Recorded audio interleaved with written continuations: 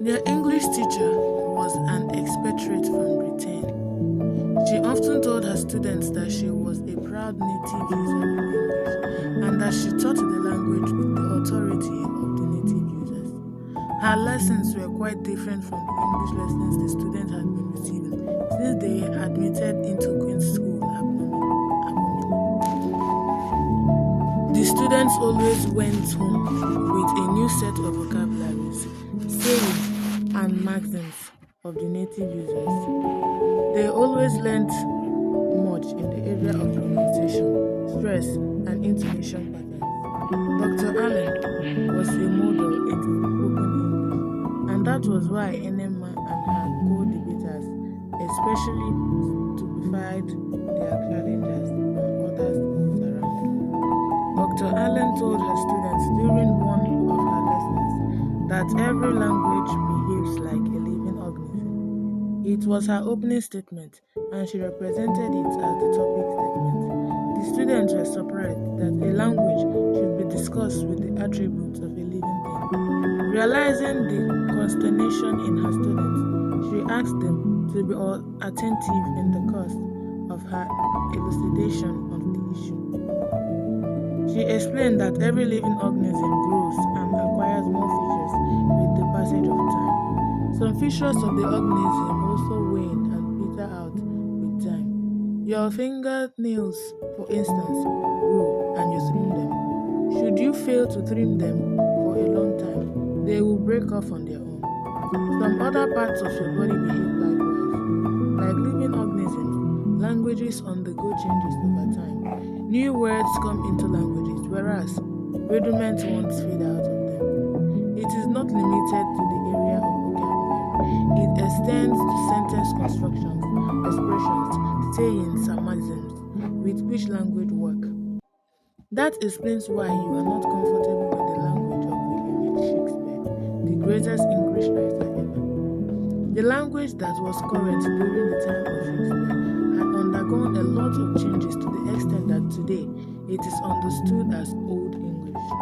On the occasion also, Dr. Allen talked about the traditional grammarians and the modern grammarians. She told the students that the latter school of grammarians had invented a lot of novel ideas and concepts in the teaching and learning of English language and its grammars. She told them that the idea would be clearer at a higher level, especially for any one of them who would study English in the university.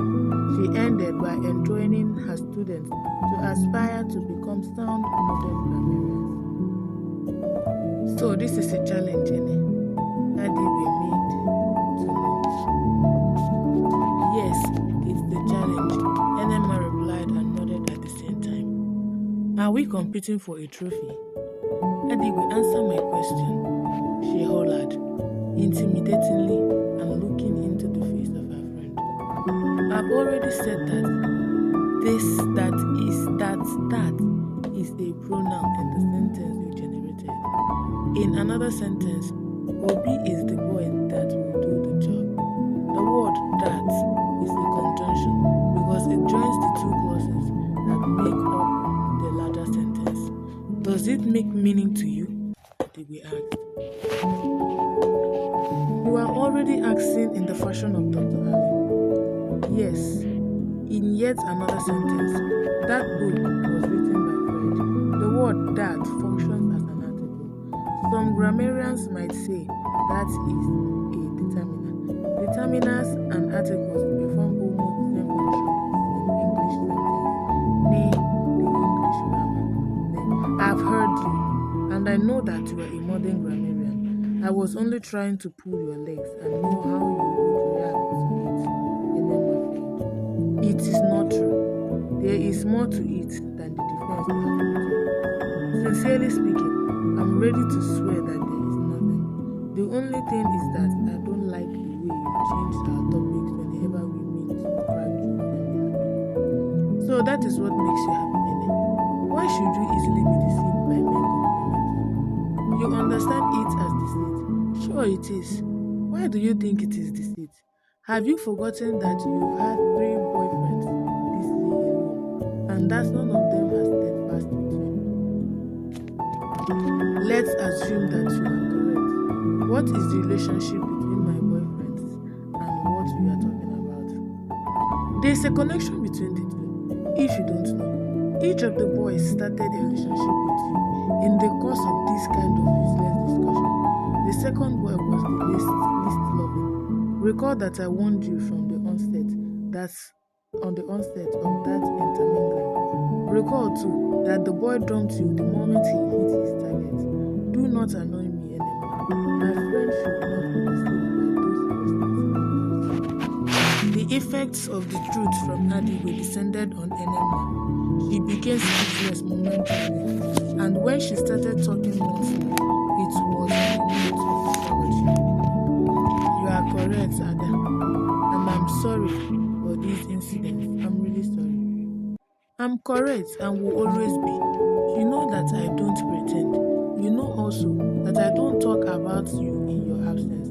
Have anyone ever told you that in your absence I've ever said this or that against you? Nobody has ever told me so. That's because I like to discuss issues with you one-on-one each time. I have the need to sort anything out with you. I might talk about someone else in their absence. Ada, let's not quarrel now. As my friend, you know that I don't mean any harm. Forgive me if I have offended you. It's alright, I've forgiven you. Let's talk about our examination and be sure that we shall have enough time. Thank you, Ada. You are welcome. Memories such as these did Adigwe a lot of good. Even though some of the past incidents were sad, a lot of them were good. The existence of men in full of good and bad at any age or stage of life. Adigwe survived. The period of compulsory indoors during mourning had not elapsed. The tradition did not allow Adigwe to engage in any ventures that would have her taking mind away from the tragedy that befell her. Under the situation, she could not help but think about the past. She was a celebrated athlete, and everybody in her school knew her. She was also a name in all the neighboring post-primary schools. She excelled in 100 meters, 200 meters, and 400 meters. Queen's School, Abomina, had a regulation that no student should take part in more than 3 fields or track events in one competition. A student was allowed to feature in more than 3 events, but the student must cut across field and track events. Adigwe was also sound in table tennis, badminton, and volleyball, but her skills in these events could not be compared with what she could offer in the races. Adigwe recollected a particular competition that made her the hero of all heroes. Queen's School, Abonima, was taking part in invitation relays at the annual inter-house sports competition organized at the Government College Ituku. She was scheduled to run the last leg of the relay. The balloting was conducted, and the results showed that her team would run in the third track. It was Adigwe's favorite track, and without knowing when she did, she muttered, "Amen." The athletes took their different positions as soon as the umpire shouted, "On your marks!" The umpire came on again with the shout of "On your marks." 2 overzealous athletes sprinted out before the sound of the whistle. The umpire blew his whistle, a sign that he had cancelled the attempt because it was foul. The spectators were brought to a state of frenzy. The athlete captured the attention of everybody present, including the sports ministers. He was there in person. Adigwe was the most captivating figure in her sports attire. She was adorned in a green on white combination from her elbow down to her abdomen and onto her hips. The design of the wear made a provision for her breast. The oval and firm features were of the moderate and appealing size. They were perfectly covered by her wear.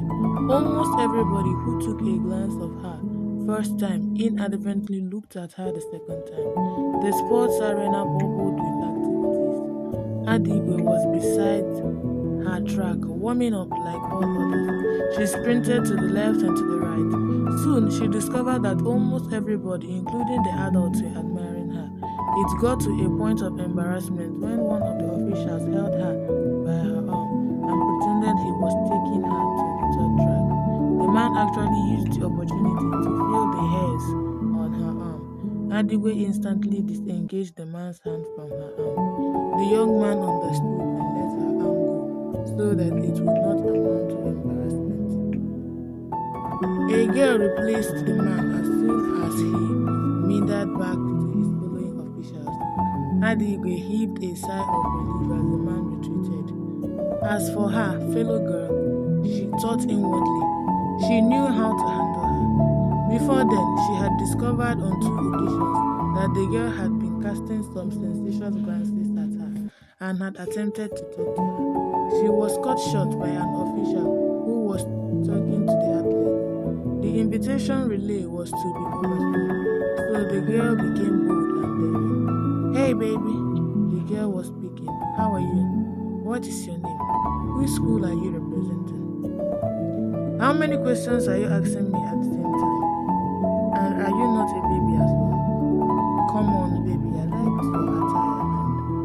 And on your marks, set, go." The athlete, running the first leg for Adigwe's team, was able to beat the gun and worked hard to maintain the third position by the time she handed the baton over to the next one. The second athlete increased the tempo, and by the time the baton was handed over to Adigwe, the team was maintaining a comfortable third position. Adigwe was to finish the race with the baton handed over to her. She said, "Amen," as she received the baton. She was a great finisher, and it was on account of this that she scheduled to run the last leg. Adigwe was a master of bends. She consolidated the third